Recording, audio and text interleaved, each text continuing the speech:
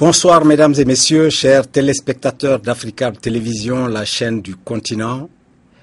Et toute l'équipe d'À votre avis et moi-même sommes très heureux de vous recevoir ce soir, comme d'habitude, à notre rendez-vous du vendredi. Et je vous remercie beaucoup pour votre fidélité à notre programme. La fiscalité en Afrique. Est-ce que quelqu'un peut douter aujourd'hui que la fiscalité soit un facteur important, essentiel, du développement socio-économique d'un pays, quel qu'il soit? À quoi servent nos impôts? À votre avis, reçoit avec beaucoup de plaisir ce soir, pour en discuter un peu avec vous, Monsieur Aboubakar Traoré. Vous êtes ancien directeur national adjoint des impôts du Mali, vous êtes malien, ancien ministre des Mines, ancien ministre de l'économie et des finances, ancien ministre des finances. Vous avez enseigné en France dans de grandes écoles et au Mali, et aujourd'hui vous êtes conseil fiscal. Monsieur Traoré, merci d'avoir accepté de participer à cette émission pour éclairer les téléspectateurs d'Africa Télévision. Merci, M. Mariko. Notre second invité, dont le pédigré est aussi long qu'une journée sans pain, est M. Modibo Touré. M. Modibo Touré, vous êtes avocat à la Cour, vous êtes conseil fiscal agréé et vous êtes directeur actuellement du cabinet Safi. Mais vous êtes aussi chargé de cours de fiscalité et de droit des sociétés niveau Master 1 et 2 dans divers établissements publics et privés. Vous êtes spécialisé en fiscalité appliquée aux affaires, en optimisation du résultat et mise en place de stratégies fiscales. Et vous avez écrit et publié, ça nous intéresse particulièrement, le traitement fiscal des charges financières de l'entreprise aux éditions LGDJ à Paris. Je rappelle que tous les deux, vous êtes bardés de diplômes qui feraient pâlir d'abord moi. Je ne rentrerai pas dans toutes ces considérations universitaires, mais je vous remercie tous les deux d'avoir accepté d'éclairer les téléspectateurs d'Africa Télévision sur cette question cruciale et, comme je l'ai dit, politique, culturelle, économique et civilisationnelle.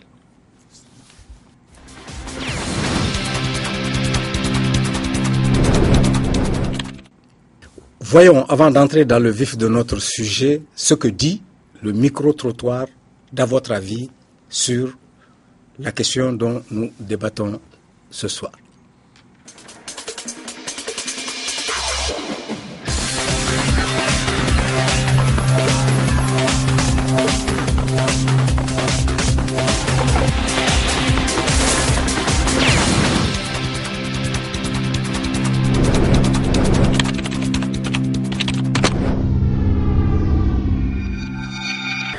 Je pense que je suis une très bonne citoyenne parce que chaque année, je paye mes impôts. En début d'année, je prends la patente parce que je suis chef d'entreprise. Après, mensuellement, je paye mes impôts et annuellement également, je dépose un bilan, je paye mes impôts. L'impôt, c'est la richesse donc de la population. Elle doit être très bien gérée. D'abord, s'occuper de l'éducation et de la santé. Trouver de l'eau potable aux gens. Assurer aussi la sécurité alimentaire. Évidemment, on ne peut pas être opérateur économique sans pour autant s'acquitter quotidiennement de ça, parce que ça fait partie des ressources de l'État. Parce que les impôts, les ressources que nous récupérons, ça rentre directement dans le cadre du développement du pays. L'usage qu'on doit faire des impôts, les taxes payées par les contribuables, c'était de leur créer un cadre de vie permettre aussi l'accessibilité et notamment la mise en valeur des routes. Bien sûr, je suis obligée de m'acquitter des impôts. En tant que chef d'entreprise, je suis obligée de respecter les déclarations mensuelles des impôts. Et ça fait partie des ressources de la nation. C'est les impôts qui permettent au pouvoir quand même de payer les salaires des citoyens maliens, de faire face à pas mal de choses. Ces impôts doivent aussi permettre à donner des coups de pouce aux jeunes diplômés sans emploi par le biais de l'entrepreneuriat. Au niveau plan national, faire évoluer les infrastructures de communication surtout parce qu'on est en retard ici en Afrique par rapport aux infrastructures de communication. L'impôt, c'est la chose la plus importante, c'est la ressource la plus sûre qu'un État puisse mobiliser. Et c'est avec les impôts, on fait marcher les hôpitaux, on fait marcher l'école, on paie les fonctionnaires, on construit les routes. Voilà. Les impôts, on doit les utiliser pour faire des voies, bitumer les routes, faire des canaux, des caniveaux pour faire passer de l'eau. Chaque fois qu'il y a un quartier, amener l'électricité, l'eau, les voies, tout ça. Mais malheureusement, quand on regarde dans ce pays, on voit que les impôts, les taxes sont collectées que pour un certain nombre de Nigériens, ceux qui se disent des super Nigériens, quoi. Les autorités, ils prennent cet argent, ils se font des villas, des Mercedes, des belles caisses, des belles maîtresses.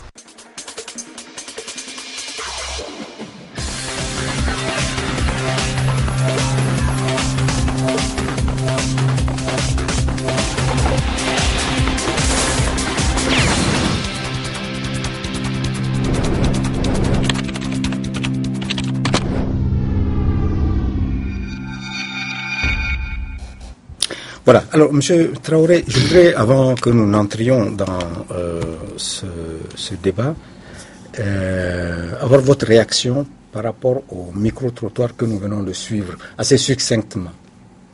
Oui, bon, ma réaction, c'est que les uns et les autres ont très bien compris la signification de l'impôt.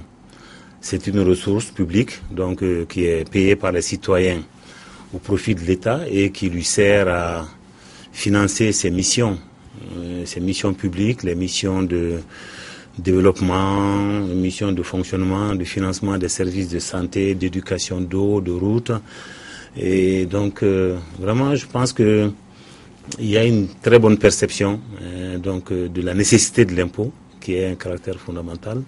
Il n'y a pas d'État moderne, sauf à avoir des ressources extraordinaires. Il n'y a pas d'État moderne sans impôt. Donc, et cela a été bien compris par les uns et les autres. Maintenant, l'utilisation, donc une chose est de générer des revenus, une autre chose est son utilisation. Là aussi, il faudrait que le contrôle de l'État, le contrôle des institutions de la République se fasse correctement. Mais peut-être qu'on y reviendra. Oui, certainement. Oui. Maître Touré.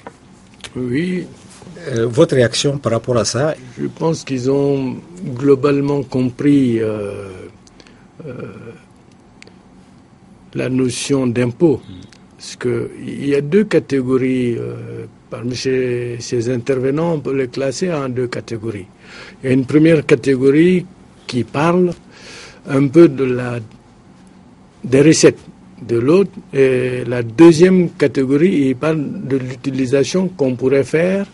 Si on met bout à bout, ça voudrait dire que c'est des prélèvements par l'État en vue de couvrir les charges publiques. Donc ils ont compris globalement si on ajoute les deux. L'utilisation qu'on fait des fonds publics, il doit avoir un contrôle. Et le contrôle peut se faire à plusieurs niveaux. D'abord, au niveau du Parlement, qui vote les impôts, il doit avoir un contrôle essentiellement parlementaire.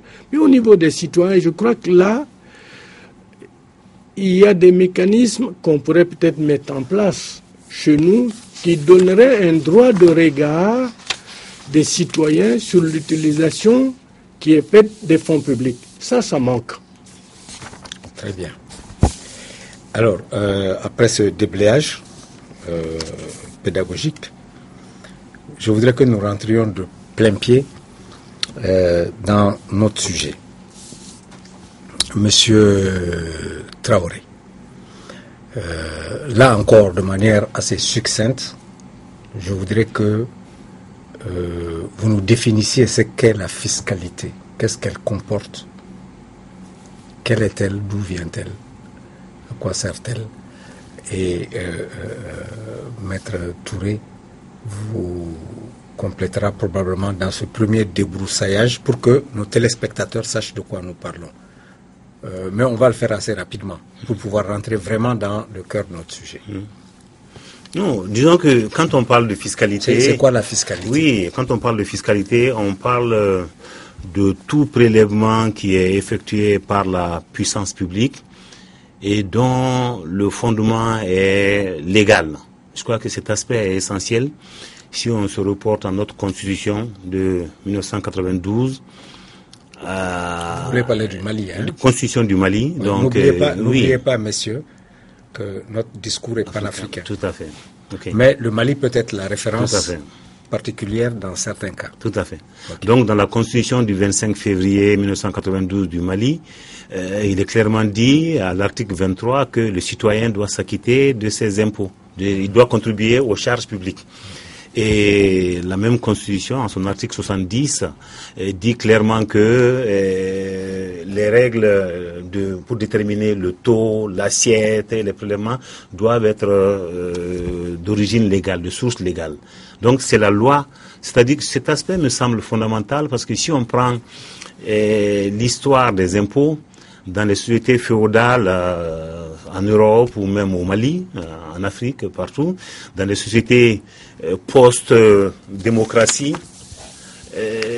disons, des sociétés antérieures à la démocratie, il existe des systèmes de prélèvement, des systèmes d'impôts, des prélèvements en nature, des prélèvements de récolte, des bras valides dans les familles qui sont donnés comme prélèvement pour contribuer à un effort dans la société. Donc l'impôt existe de tout le temps.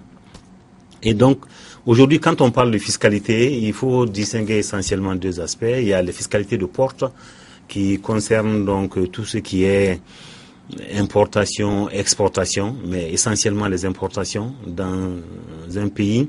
Et il y a la fiscalité intérieure. Donc je crois que notre sujet aujourd'hui va être consacré essentiellement à la fiscalité intérieure. Et quand on parle d'impôt intérieur, il y a plusieurs manières de classer les impôts. Allez-y. Et donc, mais je vais essayer d'être pratique. Voilà. Aujourd'hui, la classification des impôts qui est utilisée et qui est plus ou moins commune, c'est qu'on classe entre les impôts sur le revenu, les impôts sur la dépense ou la consommation et les impôts sur le capital. Et donc il y avait des classifications plus anciennes, fiscalité des entreprises, fiscalité des ménages, impôts directs, impôts indirects. Mais si on prend donc aujourd'hui, ce qui est plutôt pratique, c'est la fiscalité, les impôts sur le revenu. Les impôts sur le revenu donc sont assis sur les revenus. Une personne réalise des revenus dans une année et donc la personne doit acquitter l'impôt sur ses revenus. Et comment évaluez-vous et estimez-vous les revenus d'un opérateur économique qui se trouve dans un secteur informel? Il y a des règles. J'arrive dans un secteur informel qui échappe à toutes vos règles. Oui, donc comment vous faites? Monsieur, oui, vous soulevez la question du secteur informel, je pense qu'on mais on va y revenir. Il y a un cas particulier, mais bon, je voulais juste... Non, mais c'est très important que quand on parle de revenus, en général, donc nous sommes dans une administration qui est héritée du système français. Dans le système français, il y a... Vous voulez dire du système colonial français? Voilà. Donc, il y a 5-6 sortes de revenus. Bon, au Mali, il y a une catégorie qui n'existe pas, donc, mais fondamentalement, on parle de revenus agricoles, de revenus fonciers, de revenus de valeur mobilière, de traitement et salaires, et de revenus industriels et commerciaux, ou bénéfices industriels et commerciaux. Ce sont les 5 catégories de revenus qu'il y a au Mali. Et Bon, et si on prend ces règles, ces revenus, chacun de ces types de revenus a des règles qui lui sont propres. On va y avec arriver. Des règles de détermination, d'abord de la masse à considérer. On va y arriver, monsieur De Traoré. l'assiette à taxer, ainsi de suite. On va y arriver, monsieur Traoré, Voilà. parce que nous sommes Donc, toujours dans le déblayage. Voilà. Mais non, je vous donne la parole tout de suite. Je voudrais entendre Maître Touré sur un aspect de ce que vous venez de dire. Maître Touré, est-ce que vous pensez que l'impôt est un attribut de souveraineté nationale? Fondamentalement, oui. Fondamentalement, quand Expliquez-nous ça, nous on ne sait pas. Hein? Comme M. Traoré vient de le rappeler, l'État, la création même de l'État est liée à l'existence de l'impôt. Parce que des charges publiques sont là, il faut les couvrir. Quand on regarde, je ne vais pas revenir sur l'historique de l'impôt, Pourtant, je souhaiterais que vous reveniez, mais rapidement, pour nos téléspectateurs. Parce que beaucoup de gens, quand je préparais cette émission, ont dit, mais ça vient d'où cette affaire-là? Ils pensent que c'est une histoire du colon. Non, chronologiquement, je crois si dans l'histoire précoloniale, l'impôt existait et avait un sens, il vaudrait mieux que vous nous dites lesquels. Oui, si on prend chronologiquement, l'un des premiers fondements de l'impôt, c'est la religion. Vous allez voir, je ne remonte pas du temps des pharaons, vous verrez la construction... Monsieur Touré, excusez-moi, je vais vous lire justement une de nos téléspectatrices, parce que ça va dans le sens que vous dites. Ce serait peut-être la réponse. Oui. Voilà ce que nous dit mademoiselle Binta Fofana de Bamako. Oui. Est-ce que l'impôt existait dans la société traditionnelle africaine?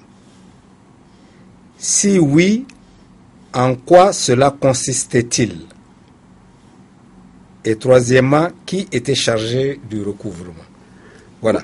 Donc, en même temps, vous répondez à cette question d'une de nos téléspectatrices. Je vais reprendre mes développements. Je disais, on peut remonter à l'Égypte ancienne et ensuite vous regardez l'Ancien Testament, vous verrez l'Exode, quand Moïse s'adresse aux enfants d'Israël qui doivent contribuer et prélever sur leurs biens en payant une contribution à Yahvé. Je peux déformer les mots, mais déjà dans l'Ancien Testament on le trouve. Et pour revenir à une religion qui est notre religion commune, le Coran en parle. On verrait la zakat. Donc le fondement religieux, il est là. La zakat qui, d'après ce que j'ai compris, doit provenir du mot zakat, qui a une vertu purificatrice en disant, en donnant ça, vous allez purifier votre richesse. La deuxième, c'est un impôt qui est affecté, parce que ça doit être donné à des indigents et à des pauvres. Donc l'histoire, le premier élément, c'est la religion. Le deuxième élément, c'est la guerre. La guerre, qu'est-ce que vous allez voir, le moyen de la guerre et la sanction de la guerre. Le moyen de la guerre et la sanction, le moyen, quand on s'adresse à son prince, on dit il va prélever pour que je reste libre. Quand tu es payé au prince d'un autre, c'est parce qu'il m'a vaincu. Il vient de m'être fait vaincu. Alors, là, ça pourrait expliquer, par exemple, en milieu bambara, je vais essayer une traduction un peu hasardeuse.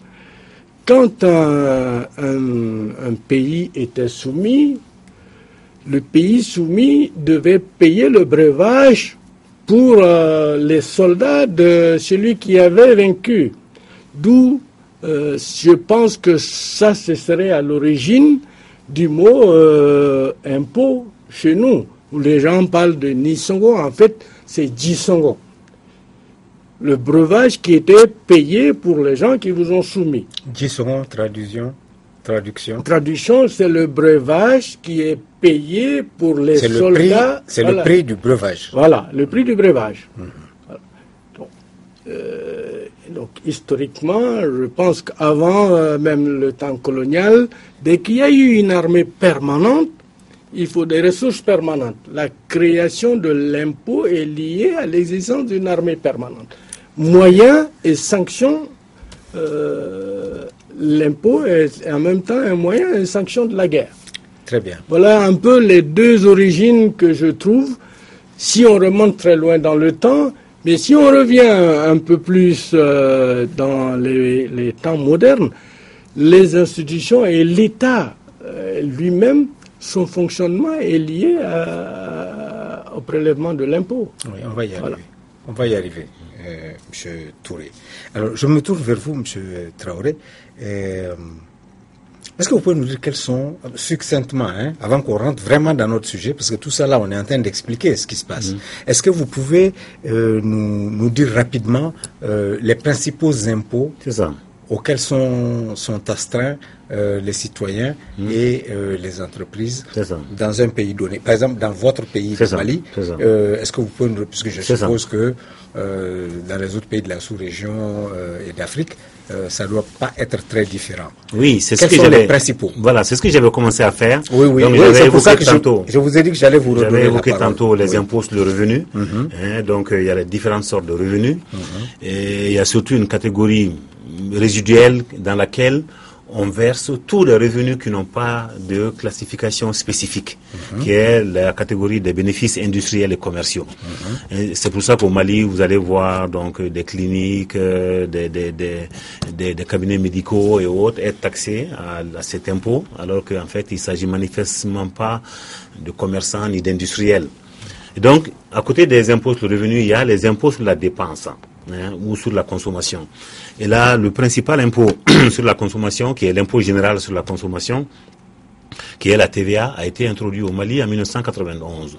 Pratiquement tous les pays de la sous-région, aujourd'hui, à ma connaissance, sont à la TVA, et qui est un impôt qui a une caractéristique fondamentale, c'est-à-dire que cet impôt est prélevé sur toute la longueur toute la chaîne de distribution, depuis le fabricant ou l'importation jusqu'au consommateur final, et l'impôt est répercuté à chaque étape et la charge finale de l'impôt est sur le consommateur. Ça, c'est la TVA. Et c'est ça son caractère fondamental, révolutionnaire. Donc, il y a d'autres impôts qui viennent compléter la TVA, qu'on appelle les accises, les impôts spéciaux ou spécifiques. Maintenant, à côté de ça aussi, il y a enfin les impôts sur le capitaux. Mais dans notre dispositif juridique, donc il n'y a pas cette rubrique dans le Code général des impôts. En général, on parle d'imposition du capital lorsque vous n'avez réalisé ni une opération, ni un revenu, mais du simple fait d'une position juridique, par exemple la détention d'un bien et autres, vous devez payer une taxe. Par exemple, la taxe foncière, la vignette. Est-ce que moi, par exemple, monsieur la vignette. Monsieur Traoré, comme les millions de téléspectateurs qui nous regardent, nous on est perdus dans l'affaire. Donc expliquez-nous un peu les choses. Supposons que moi, j'ai une maison que j'ai construite, la maison m'appartient.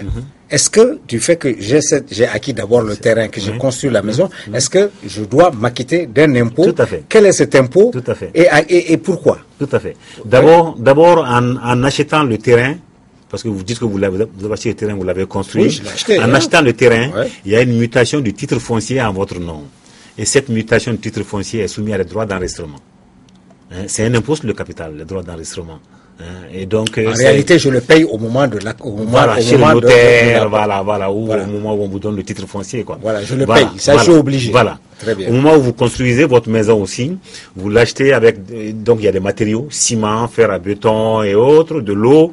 Vous avez une entreprise ou un maçon qui vous construit cela. Il y a des impôts dans le prix qui est convenu avec le maçon. Il y a des impôts dans le ciment, dans le fer à béton et autres. Une fois que vous avez construit votre maison, je suis là-dedans, vous êtes dedans, vous l'occupez vous-même. À ce moment-là, vous pouvez être soumis à la taxe foncière, qui n'est plus un impôt sur le revenu foncier, mais la taxe foncière, qui est aussi, on peut le dire, un impôt sur le capital.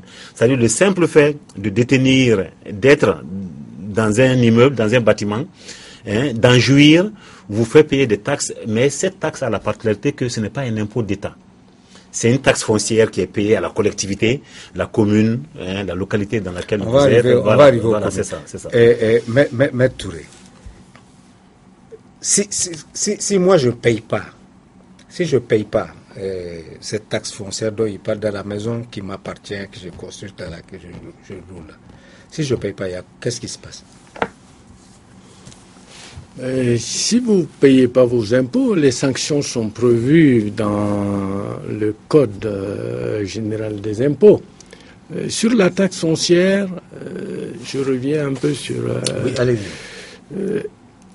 À mon avis, il y a une confusion sur la taxe foncière. Les gens le comprennent puisqu'elle a été détachée de l'impôt foncier. Au départ, on a un impôt foncier. Mais c'est quoi l'impôt foncier? Expliquez à nos téléspectateurs. C'est ce que M. Traoré vient d'expliquer longuement. Je ferai l'économie de ça. Il a expliqué, nous sommes dans un système d'imposition qu'on appelle un système d'imposition analytique.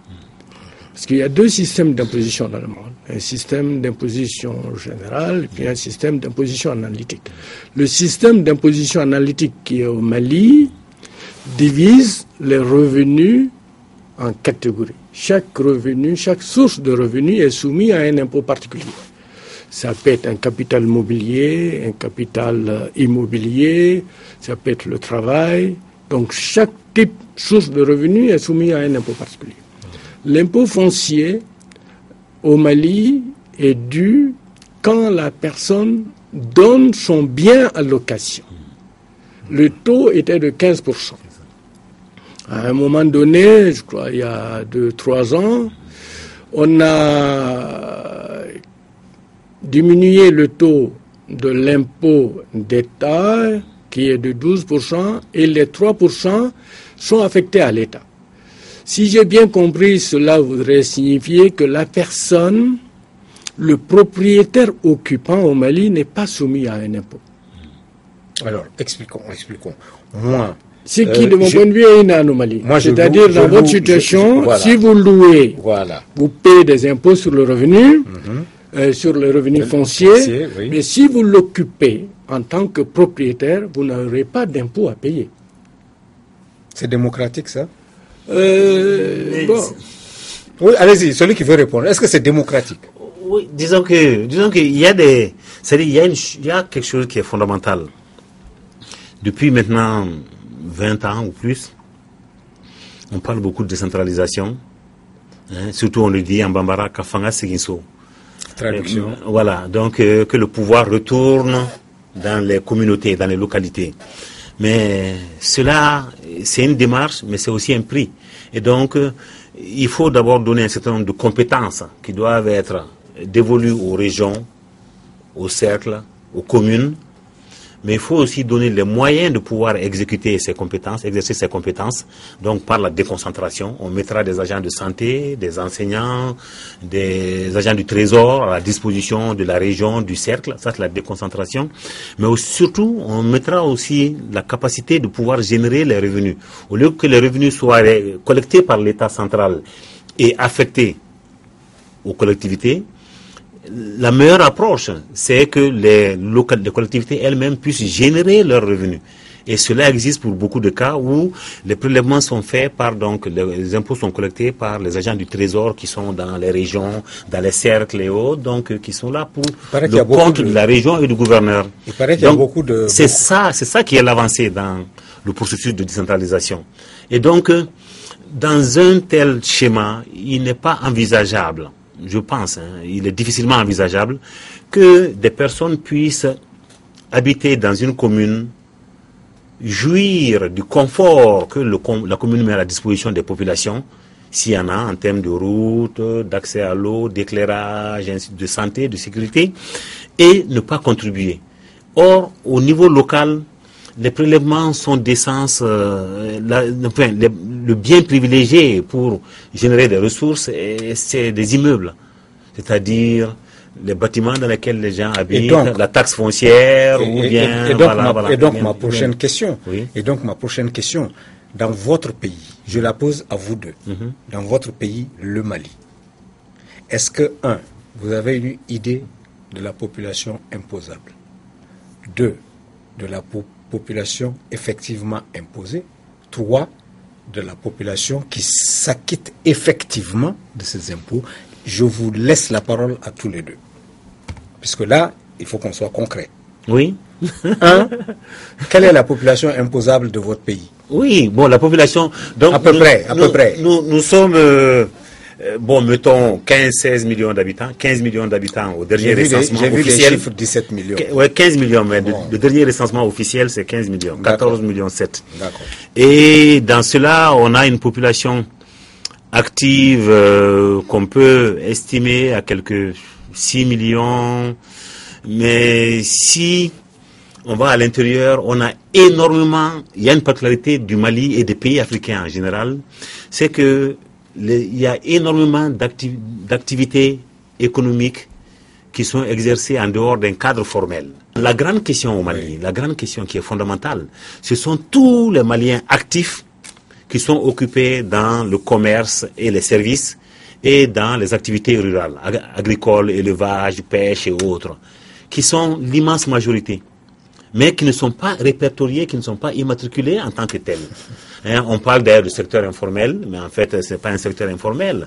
Ce sont peut-être des cas, de toute façon, on va y revenir, parce que la particularité de toute cette majorité de personnes, c'est que c'est le plus souvent, dans 80% des cas, on a estimé à 80%, c'est de l'auto-emploi. C'est-à-dire, il n'y a pas 2-3 personnes, c'est une seule personne, la dame qui grille les galettes, qui grille le maïs, celui qui vend les cartes à puce dans les cartes téléphoniques, celui qui pousse la charrette d'eau pour distribuer de l'eau dans les quartiers périphériques des villes. Donc, tout cela sont comptabilisés, sont mis dans cette catégorie.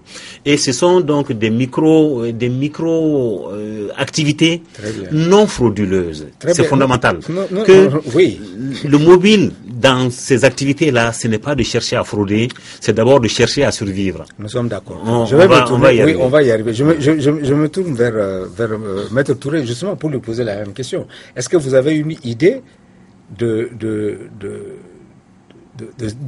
cette réalité? Combien de gens doivent être imposés au Mali? Combien le sont? Combien payent? Parce que moi, je voudrais des chiffres justes, et puis on passe au sujet suivant. Bon, moi, je crois que je vais revenir un peu en arrière, puisqu'on était sur l'imposition du foncier. C'est ça. Et puis, les compétences des communes. C'est ça. Monsieur Traoré, il l'a bien évoqué en disant ces communes sont relativement pauvres, il n'y a pas de... Moi, je crois qu'au Mali, il est temps qu'on pense à avoir une fiscalité directe locale pour les collectivités. Ça veut dire quoi? Ça veut dire quoi? Des ressources propres pour les collectivités. Par exemple, je vois un Malien à Bamako, je prends l'exemple du Mali, il va construire une maison qu'il a évaluée lui-même à 100 millions. Il enjambe des flaques d'eau tous les matins pour accéder à sa maison. C'est dans sa tête que cette maison vaut 100 millions, elle ne vaut pas 100 millions. La valeur d'une maison, c'est quoi? Je suis à côté de bonnes écoles, j'ai un centre de santé qui est à côté de moi, j'ai au moins, je vis dans un milieu salubre, j'ai pas tout ça. J'ai le coût de ma maison, je l'ai construit à 100 millions, mais il n'a pas une valeur de 100 millions. Il faut qu'on leur explique qu'ils doivent payer des impôts à la collectivité locale qui permettra à cette collectivité de financer des biens collectifs. On a entendu ça dans le micro-trottoir. Voilà. Bon, il a dit ça, mais bon, ça n'existe pas. Je vois un propriétaire occupant, il ne paye pas. Le cadastre n'est pas bien tenu au Mali. Est-ce qu'il existe? Bon, on va y arriver. Voilà. Donc, en ce moment, j'ai regardé tous les textes sur la décentralisation. On parle de transfert de ressources. Et c'est-à-dire, c'est des ressources d'État qui vont être transférées aux collectivités locales. Je n'ai pas vu un seul instant où on pense à créer des impôts spécifiques pour ces collectivités-là, en dehors de la TDRL, les taxes de développement. Et je pense que on s'en va dans une mauvaise direction. Très bien. Alors, la deuxième question allez-y. Que vous m'avez posée, je renvoie un peu à la faiblesse des statistiques fiscales. Malheureusement, je voudrais bien vous donner des chiffres, mais pour ma part, je ne les ai pas. Et je ne suis pas sûr que ce soit recensé quelque part. Et si ça l'est, je suis demandeur. La prochaine fois, avant de venir vous voir, j'irai les consulter. Je vous rassure, ces chiffres n'existent nulle part. En ce qui me concerne, je les ai cherchés. On m'en a donné qui étaient tellement douteux que je n'ai pas voulu les apporter sur ce plateau. Mais enfin, merci. Alors, je voudrais que nous avancions, parce que nous avons beaucoup d'autres aspects à débattre. Alors, moi je voudrais, ayant posé la problématique globale de la fiscalité chez nous, je voudrais que nous nous attaquions à 3 aspects particuliers. Est-ce que il existe une fiscalité particulière du secteur des télécoms dans les pays africains, en particulier dans nos pays, qu'ils soient ouest-africains, centrafricains? Est-ce que les services compétents ont élaboré, en fonction de la spécificité de l'économie des télécoms actuelle, un corpus spécifique de politique fiscale? 1. 2. Même question pour le secteur des mines.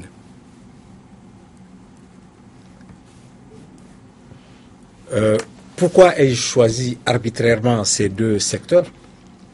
Parce que le secteur des télécoms, comme vous le savez, est celui qui a la croissance, le dynamisme et le rapport financier le plus important, et de très loin par rapport aux autres activités.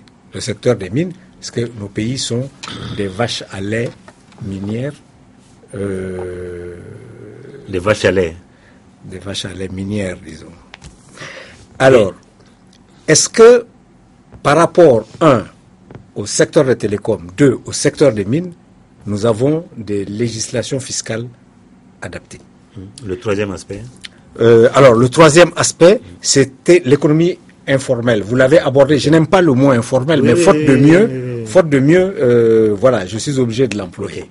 Est-ce que nous avons des politiques fiscales qui sont adaptées à ces secteurs-là, qui sont extrêmement importants, qui devraient être structurants de nos économies et qui ont la spécificité vraiment de beaucoup rapporter?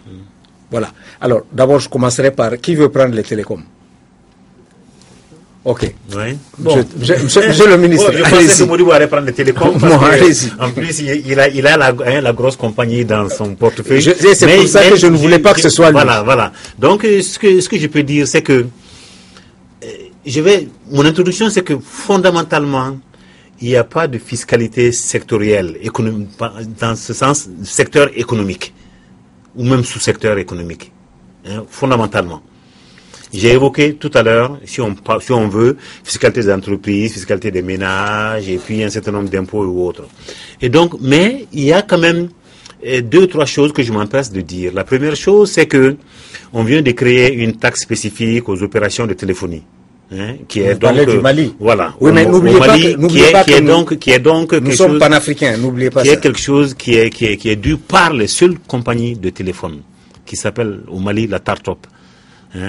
Maintenant, dans le domaine minier aussi, ce qu'il faut savoir, c'est que en raison d'un certain nombre de spécificités de l'activité minière, d'abord, les investissements sont lourds, très lourds, et les investissements peuvent être très longs et peuvent même être aléatoires. C'est-à-dire, vous pouvez investir des milliards de francs CFA et ne pas avoir une mine économiquement exploitable.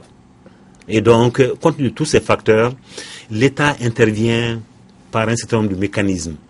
D'abord, il a mis en place un dispositif juridique financier, fiscal, dérogatoire au droit commun. Donc, qui accorde un certain nombre de facilités et de faveurs. Il paraît que ça n'a pas de rapport. On va y arriver, monsieur Maliko. Deux, il prévoit aussi un certain nombre de dispositifs, comme par exemple les provisions, qui sont prévues pour la reconstitution des gisements et autres, donc pour amortir un peu les charges. Ça, c'est spécifique à l'activité minière. Et donc, c'est ce que je dirais fondamentalement. Maintenant, sans aller dans les détails, par exemple, du secteur minier. Je peux aller dans les détails, mais je ne sais pas si... Non, déjà, on va débroussailler déjà. Oui. Je vous l'ai dit. Oui. Le secteur des télécoms, aujourd'hui, génère pour les télécoms une masse financière. Moi, j'ai des chiffres, mais j'hésite même à les donner. Oui, tout à fait. Tellement ils me paraissent extraordinaires. Deuxièmement, les mines. Bon, les mines, ça, nous sommes traditionnellement asservis. Non, les mines... Non, je veux dire, en fait, je voudrais simplement que les téléspectateurs d'Africa Télévision qui se posent la question de savoir, mais toutes ces compagnies de téléphone, toutes ces sociétés minières, c'est informel, qu'est-ce que ça rapporte au budget de l'État? Moi, je vais revenir là. Mais Touré, ça rapporte quoi tout ça là? Parce qu'on ne voit pas, les gens ne voient pas. Il y a un pays, je ne vous le citerai pas, il y a un ressortissant d'un pays à côté là, qui a dit, chez nous, l'exploitation pétrolière qui a commencé il y a quelques années a rapporté 3 points de suspension, personne ne sait combien, vu l'opacité de la gestion. Bon, ceux qui disent que les mines ne rapportent pas, je pense qu'ils n'ont qu'à regarder un peu, aller demander au ministre des Finances. Voilà un ancien ministre des Finances. Bon, sur le plan technique, comme il disait, il n'y a pas de fiscalité sectorielle, c'est-à-dire une fiscalité qui serait propre à un secteur d'activité donné. Est-ce que c'est une bonne chose? Est-ce que c'est pas une bonne chose? Ça, c'est une autre question. Je pense qu'il faudrait éviter quelque chose, c'est-à-dire taper que sur les têtes qui marchent, en disant oui, ça rapporte. C'est vrai. Si on commence par taper que sur ce qui marche, on va se retrouver à un moment donné qu'avec ce qui ne marche pas. Alors, c'est qui d'autre il faut taper? Moi, je pense que tout le monde devrait payer en fonction de sa capacité contributive. C'est marqué dans la Déclaration universelle des droits de l'homme, 1789. C'est marqué dans la Constitution du Mali, qui est probablement dans les autres constitutions africaines. Les constitutions d'essence de l'Afrique d'expression, les anciennes colonies françaises, c'est à peu près la même législation. Donc chaque individu, chaque citoyen devrait payer en fonction de sa capacité contributive. Alors le tisserand qui est en face de nous là, de l'autre côté, le vulcanisateur qui est en face de nous de l'autre côté, le garçon qui se balade avec les cartes de téléphonie à vendre, etc., doivent acquitter, selon vous, un impôt à hauteur de l'activité qu'ils mènent. Mais chacun, vous savez, c'est comme ça, dans les familles africaines, c'est comme ça que les familles fonctionnaient. Et c'est parce que ça a foutu le camp que les choses marchent moins bien. Chacun, on ne exige pas de tout le monde le même montant. Mais chacun doit payer en fonction de sa capacité. Au Mali, en Afrique, de façon générale, les statistiques nous disent que 50% de la population vivent avec moins de $1 ou 2 par jour. $2. Celui qui a une maison, qui est propriétaire de sa maison, c'est un nabab. Il faut qu'il comprenne qu'il est privilégié dans ce système. S'il se compare, il n'a pas à se comparer à ceux qui ont plus que lui, qui regardent un peu. Ceux qui ont moins que lui, en se disant, moi, la solidarité voudrait que moi aussi, je contribue à hauteur de ce que j'ai. C'est comme ça que les choses doivent fonctionner. Très bien. On nous signale qu'il nous reste très peu de temps. Je vais aborder un autre aspect de cette problématique qui me paraît importante. Peut-être sur les mines, il faut dire... Oui, vous reviendrez là-dessus parce que c'est à vous que je vais poser la question, mais profitez-en, mais rapidement, parce qu'il ne vous reste plus que 2 minutes. 2 minutes. Quel pourrait être l'impact des accords de partenariat économique sur les recettes fiscales de nos pays? Monsieur non, les accords de partenariat économique, c'est plutôt les échanges avec les pays de l'Union européenne. Oui, mais si vous n'avez pas de recettes douanières des importations que vous faites d'Europe, vous comblez ça comment après? Oui, mais en fait, il s'agit d'un dispositif qui vise à faciliter l'exportation de nos produits vers l'Union européenne. Mais il y a tellement de préalables à cela. Il y a d'abord la qualité de nos productions, les domaines où nous produisons, les spécificités, donc les capacités de nos économies qu'il faut d'abord régler. Il faut régler tous ces préalables-là, donc avant. Et puis, ça peine énormément parce que ces accords, parce que pendant longtemps, il y a eu un régime privilégié. Les pays devaient profiter de cette période de régime privilégié pour se préparer et être, selon les règles de l'OMC, dans un marché totalement équilibré. Ce qui n'a pas été voilà, vendeurs-acheteurs, où ils se rencontrent dans les mêmes conditions. Cela n'a pas été le cas et cela est loin d'être le cas. Donc ces accords, ça va être très difficile. Mais vous l'évoquez, moi j'étais au gouvernement à un moment. C'est ce que j'ai toujours déploré de la part des pays africains de manière générale. C'est de toujours se mettre dans la position d'attente. Il y a telle échéance à telle date. Et donc avant telle date, qu'est-ce que nous faisons? Moi, avant de poser la question d'abord, qu'est-ce que nous faisons? Mon problème, c'est d'abord de dire, à cette échéance, vous avez souhaité que nous fassions ceci, cela. Est-ce que notre situation aujourd'hui permet de prendre ce genre d'engagement et donc d'éviter de prendre des engagements qu'on ne peut pas tenir? Parce qu'après, on n'est pas crédible. On devient demandeur, on demande qu'on repousse de 6 mois, de 1 an. Ça, c'est pas crédible pour les pays africains. C'est vraiment humiliant. Hein? Moi, je dis que ce genre d'engagement, on ne les prend pas. Tout simplement. Pourquoi les prenons? Non, mais et puis il y a un aspect qui est essentiel par rapport aux règles de l'OMC. Comment voulez-vous que les règles du marché soient faires, équilibrées, totalement équilibrées entre les parties qui déjà fondamentalement ne sont pas équilibrées? C'est cette question préalable qu'il faut régler. C'est-à-dire que dans une négociation, tu peux avoir un équilibre formel, mais cet équilibre formel ne repose sur rien parce que les parties en présence sont fondamentalement dans des situations déséquilibrées. Et c'est cela qu'il faut régler. Donc, vous avez évoqué les APE, c'est vraiment ce que j'en pense. Très bien. Maître Touré, alors, nous n'avons pas beaucoup de temps, évidemment. Mais j'avais voulu que nous abordions la question de l'optimisation fiscale qui concerne essentiellement les sociétés multinationales qui écument nos économies. Je ne sais pas si vous avez un mot à dire là-dessus. Bon, l'optimisation fiscale sur les... Vous savez,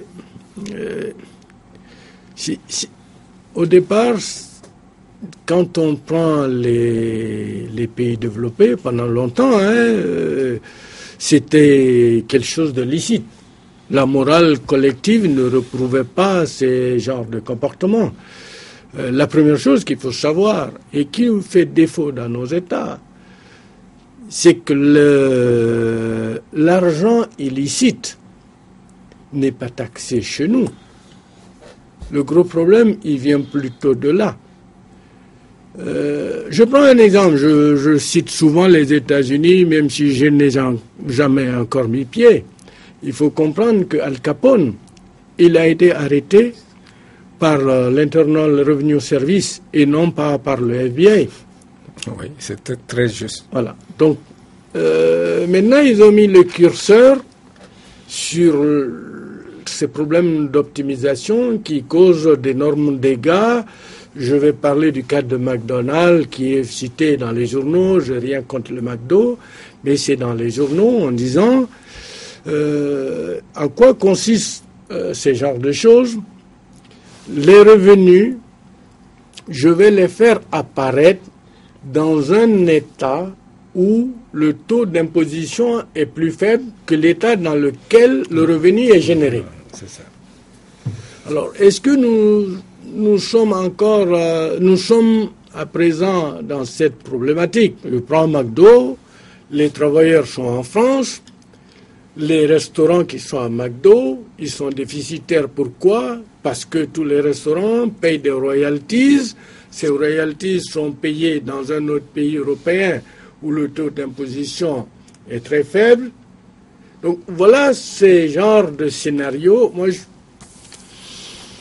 je ne suis pas sûr que nous en tout cas pour le Mali, il y a très peu de multinationales. Pour ceux qui viennent, nous sommes suffisamment outillés. Quand je regarde la législation sur les transferts indirects de bénéfices, on a suffisamment de moyens pour pouvoir lutter contre ce genre de choses. Le faisons-nous? Dernière question, messieurs. Je vous la pose, Monsieur Traoré. Quelle est, selon vous, la fiscalité qu'il faut pour l'Afrique post-coloniale qui est la nôtre? Bon, je vais me permettre de dire 2-3 choses. Oui, mais rapidement. Oui, la première chose, d'abord, c'est que si je prends le cas du Mali, où il y a aujourd'hui 8 à 9 mines d'or en activité, avec 3 sociétés de carrière, et puis il y a l'orpaillage, dont je ne vous parle pas. Et donc, l'activité minière en 2012, comme contribution des sociétés minières aux ressources budgétaires, sur 813 milliards de ressources budgétaires, les sociétés minières ont rapporté 228 milliards. 228 sur 813. Donc, en 2012. Donc ça c'est quand même à méditer. Il faut pas donc pour dire que il y a pas rien. Mais ce que je m'empresse d'ajouter, c'est que les compagnies minières, les mines industrielles aujourd'hui sont financées par des ressources extérieures, des investisseurs étrangers qui viennent au Mali. Quand ces investisseurs viennent, ils ont ce qu'on appelle une convention d'établissement avec le Mali qui se discute entre les parties. Si les Maliens ne sont pas satisfaits, on peut revoir notre législation minière. On peut le faire, le code minier. Et puis aussi, au moment des négociations, on se dote de toutes les capacités possibles pour mieux négocier et défendre nos intérêts. Vraiment, cela, moi je crois qu'il faut arrêter de se poser en victime, quoi, comme si les méchants viennent prendre. Non, c'est pas comme ça. De toute façon, le monde est fait d'intérêts. Il faut jamais le perdre de vue. Donc, il faut défendre ses intérêts. Voilà. Deuxièmement, la fiscalité malienne, moi je considère que la fiscalité malienne comporte 2 plaies. Pour prendre malienne et même africaine, rapidement, 2 plaies. Oui. La première plaie, c'est la prédominance des activités informelles. On parle du secteur informel, cela n'est pas exact, comme je l'ai dit. Dans ce qu'on appelle le secteur informel, on peut distinguer fondamentalement 2 choses. On peut distinguer les micros et les petites activités non frauduleuses, qui ne sont pas frauduleuses. La distinction a été faite il y a quelques années déjà. Et les activités frauduleuses. Maintenant, les jeunes qui vendent, la femme qui grille les galettes, comme je l'ai dit, ou autres, là, c'est les activités non frauduleuses. C'est plutôt de la survie. Et donc, il est fondamental que l'autorité publique prenne en charge cette question. Et l'autre plaie, c'est les exonérations. On a estimé que les exonérations ont coûté en 2013 233 milliards au budget de l'État du Mali. À peu près 4%, 4,5% du PIB. 233 milliards. Maintenant, qu'est-ce qu'il faut faire? Moi, je dis 2 choses. Rapidement. 2 choses. Il faut nécessairement mettre en place le cadastre que Modibo, Maître Touré évoquait tout à l'heure. Le cadastre est fondamental dans toute société organisée. Ça a été dit sur ce plateau. Voilà, le cadastre est fondamental, il faut le mettre en place. Maintenant, la deuxième chose, c'est achever l'identification universelle. Dans le monde entier, les citoyens, les entreprises qui se créent sont répertoriés, ont un identifiant qu'ils ou qu'elles gardent à vie. Mais qu'est-ce qui nous empêche aujourd'hui avec les NTIC? Il y a un problème de volonté politique très fort, qui doit être affirmée pour conduire ces 2 réformes qui vont impacter considérablement les ressources budgétaires du Mali. Avec ces 2 réformes. CQFD.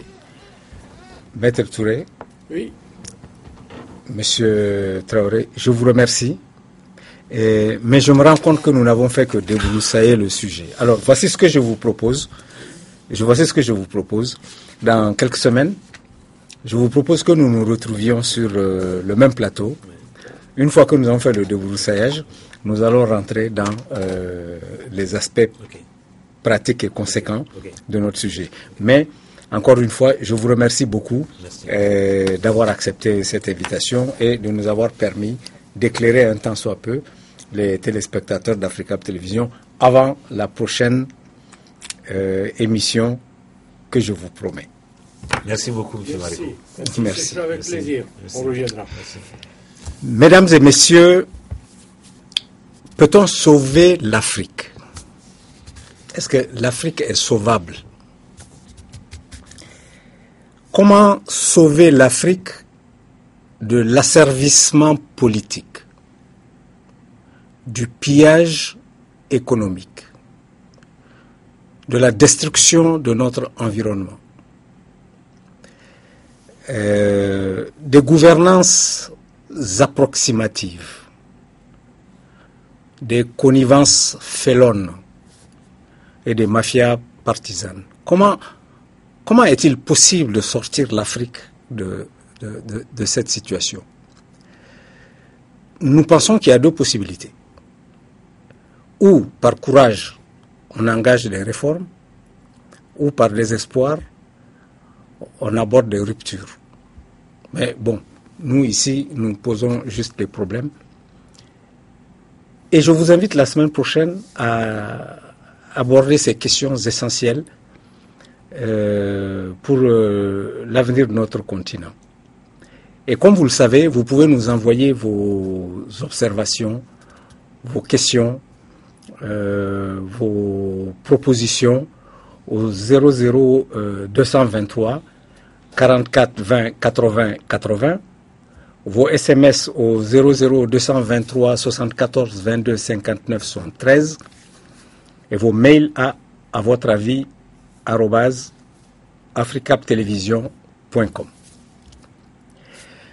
Portez-vous bien, faites le bien autour de vous. Excellente soirée et à vendredi.